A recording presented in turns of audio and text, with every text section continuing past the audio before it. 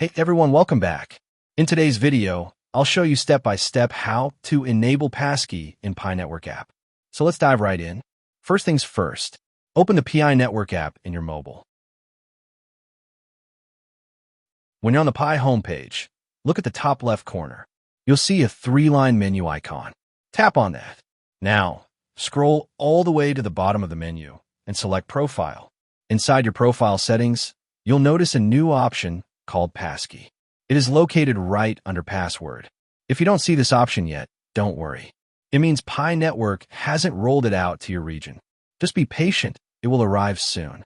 To enable Passkey, tap on it and enter your Pi Network password. After that, click Continue.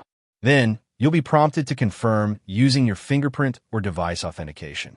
Once that's done, your Passkey is activated. You'll also receive a confirmation email to the Gmail account linked with your Pi Network, letting you know that the Passkey feature has been successfully enabled. And that's how you enable Passkey in Pi Network app. If this video helped you, don't forget to hit the like button, subscribe, and turn on the notification bell so you never miss any helpful tutorials like this one.